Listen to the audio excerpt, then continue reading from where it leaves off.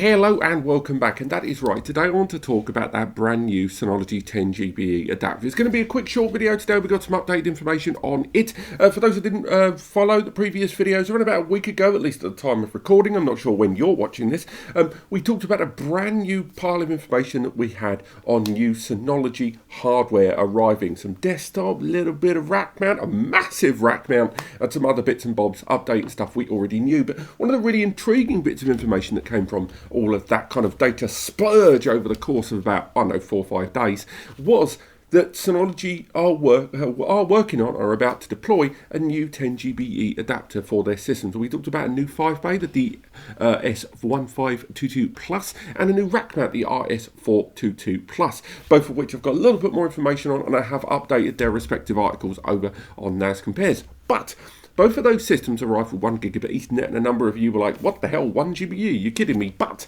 they did also feature an upgrade slot, a micro upgrade slot that allowed you to install a listed proprietary 10GBE upgrade card. This was known as the E10G22-T1-Mini. And again, I'm not a big fan of that name, but we've learned a little bit more about this adapter. We've even got some images of it as well. Now, it is going to be utilising PCIe Gen 3x2, and it's going to feature the usual stuff you would expect, you know, duplex, 9K jumbo frames, that sort of thing, auto negotiation. But again, I think a lot of people don't realise a lot of more affordable 10GB adapters that are on the market, they don't realise they're actually not auto negotiation. You'll be amazed how many 70, 80 quid adapters for 10GBE, and again, predominantly copper, but sometimes fibre, do not support auto negotiation. Don't worry, this one 100% does. It supports 10GBE, so that's your 10 gigabit or 1000 megabytes per second, your 5 gigabit, so 500 megabytes per second, your 2.5 gigabit, so again, that's 250 megabytes per second, and of course, your standard 1 GBE. And again, those are actual vagaries, because they generally goes up to about 109 and then 260 or 70 and stuff like that. But this adapter arriving in 10GBE, it's single port, even though it's PCIe Gen 3x2, so that's a lot of bandwidth to play with there. They've got given you plenty there. Now, when we look at the connector on this, that was the thing that made me go a bit, what?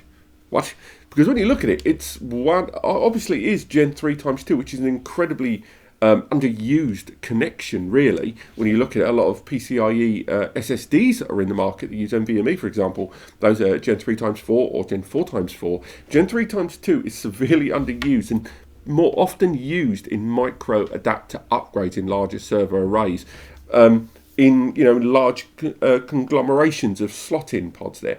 This little adapter there, it's not even really an M key, it's most certainly PCIe based. It's a real strange shape there. There's an onboard controller as well. Unfortunately, we don't know what that controller is, but we can clearly see the heatsink on there, which again in any 10 gigabit Ethernet adapter is going to be important.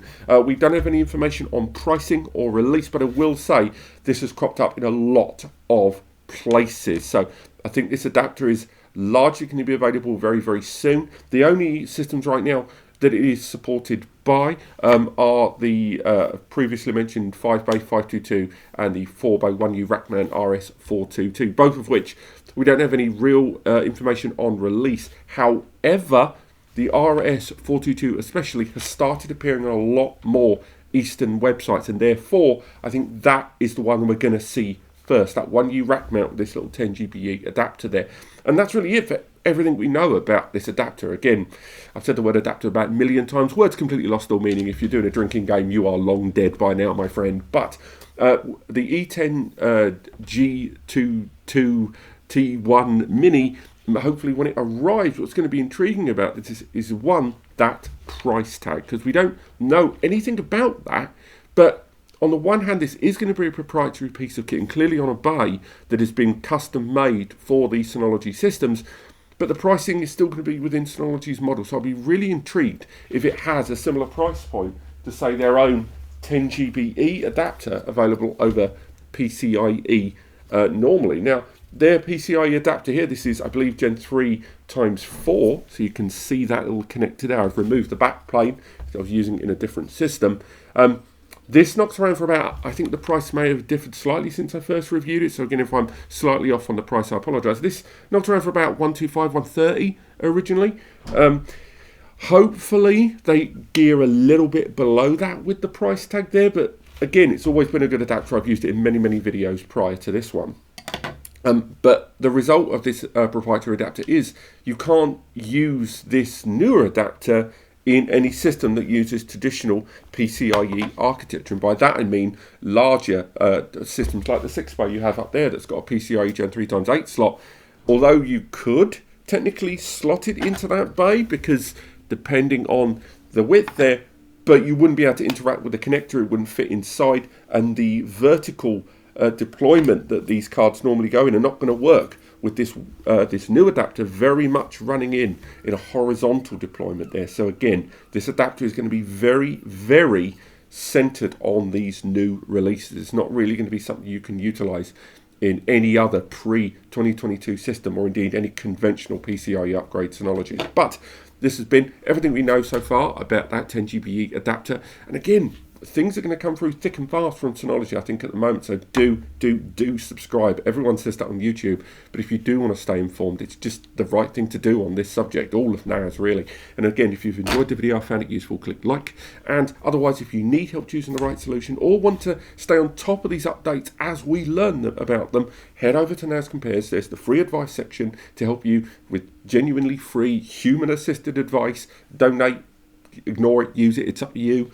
Down there, we're not going to do anything your email, couldn't care less. Otherwise, subscribe to the news pages there where we detail all of this information, along with a huge article that's covering every single new bit of information about Synology that is updated pretty regularly, and you can subscribe to just specifically that page if you choose to. But otherwise, thank you so much for watching, and I will see you next time.